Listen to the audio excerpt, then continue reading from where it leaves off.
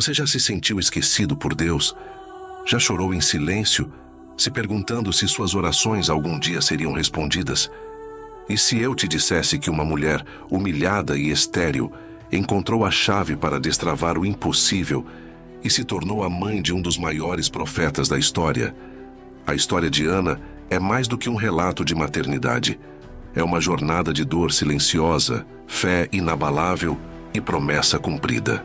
Um roteiro divino que revela como a confiança em Deus pode curar feridas profundas e restaurar destinos. Fique comigo até o final, porque essa história esquecida vai revelar verdades espirituais que podem transformar sua alma e reacender a esperança que você pensou ter perdido. Israel vivia dias sombrios. Era o tempo dos juízes, quando cada um fazia o que parecia certo aos seus próprios olhos. O povo estava espiritualmente confuso, moralmente cansado, e o santuário do Senhor em Siló era liderado por sacerdotes que haviam perdido o temor. Mas enquanto muitos buscavam liderança em homens, Deus buscava um ventre disponível. E ele encontrou Ana. Ana era a esposa de Elcana, um homem piedoso da tribo de Efraim. Mas a vida dela era marcada por algo que, na cultura hebraica, era visto como maldição: a esterilidade. Ano após ano ela subia ao templo e voltava para casa com as mãos vazias e o coração ferido. E como se não bastasse, Penina, a outra esposa de Elcana, a provocava e zombava de sua infertilidade. Penina tinha filhos. Ana tinha lágrimas, mas o que ninguém via era que Ana não era desprezada por Deus. Ela estava sendo preparada, porque Deus não apenas dá filhos, Ele libera destinos. E o ventre de Ana precisava estar alinhado com o céu para que o que nascesse fosse mais do que uma criança, fosse uma resposta. A Bíblia diz que Ana chorava e não comia, mas não revidava. Ela suportava a zombaria em silêncio, carregava a dor com dignidade, porque Ana entendia que o seu verdadeiro adversário não era Penina, era a espera. E essa guerra só podia ser vencida com fé. Você já teve que sorrir enquanto sua alma sangrava? Já teve que se calar quando o mundo gritava ao seu redor? Já sentiu como se todos estivessem sendo abençoados, menos você? Ana sabe exatamente como isso é, mas algo muda quando a dor se torna entrega. Num desses anos, Ana se levantou do lugar onde comia, subiu ao templo e orou como nunca. A Bíblia diz que ela chorou abundantemente e fez um voto.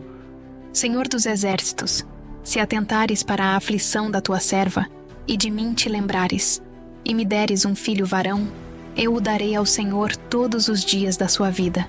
Ela não pediu um filho para si. Ela prometeu entregá-lo ao Senhor. Isso não era uma súplica comum. Era uma rendição profética. Ana não buscava consolo, buscava propósito. Seu voto foi feito diante de um altar negligenciado, porque até o sacerdote já não ouvia mais Deus. Eli estava ali, mas seus próprios filhos corrompiam o templo. Mesmo assim, Deus decidiu começar a mudança, através de Ana. Deus começou a restauração espiritual de uma nação no secreto da dor de uma mulher. E ali de joelhos orando em silêncio, enquanto seus lábios se moviam sem emitir som, ela foi mal interpretada pelo sacerdote Eli, que pensou que estivesse embriagada. Mas ao ouvir sua explicação, Eli não apenas se desculpa, ele libera uma palavra: vai em paz, e o Deus de Israel te conceda o que pediste. Foi naquele momento, no altar da humilhação, que o céu se moveu. A mulher estéril voltou para casa, e pela primeira vez, havia paz em seu coração. Ela comeu, dormiu, e meses depois, gerou. Ana deu à luz um menino e o chamou de Samuel, que significa ouvido por Deus. Mas ela não esqueceu o voto. Quando o menino foi desmamado, ela o levou até Siló. Apresentou-o ao sacerdote Eli e disse: Por este menino orava eu, e o Senhor me concedeu a minha petição. Ana não apenas gerou um filho, ela gerou um legado. Seu ato de entrega não foi um fim, mas um começo. Samuel cresceu ouvindo Deus, servindo diante dele, vivendo no templo em meio à decadência, mas sem se corromper. Porque a intercessão de Ana não parou no parto. Ela continuava gerando espiritualmente, mesmo à distância. E veja como Deus honra quem confia. Ana não apenas teve Samuel. A Bíblia diz que o Senhor a visitou mais 5 vezes. Ela teve mais filhos e filhas. O ventre que era seco se tornou fértil para sempre, porque quem entrega primeiro, colhe em abundância depois. Esse é o padrão de Deus. Primeiro, ele prova. Depois, ele honra. Primeiro, ele espera a entrega. Depois, ele libera a colheita.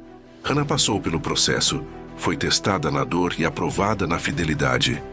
E por isso, o nome dela ecoa até hoje como símbolo de fé que gera profecia.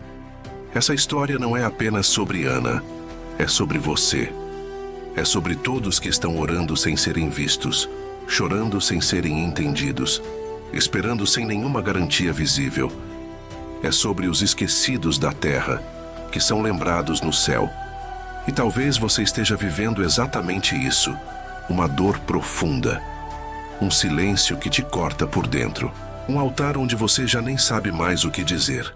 Mas Deus ainda está olhando, ainda está ouvindo, ainda está escrevendo histórias no deserto da sua alma. Você pode pensar que sua dor é pequena demais para chamar a atenção do céu. Mas o mesmo Deus que ouviu Ana, ainda ouve.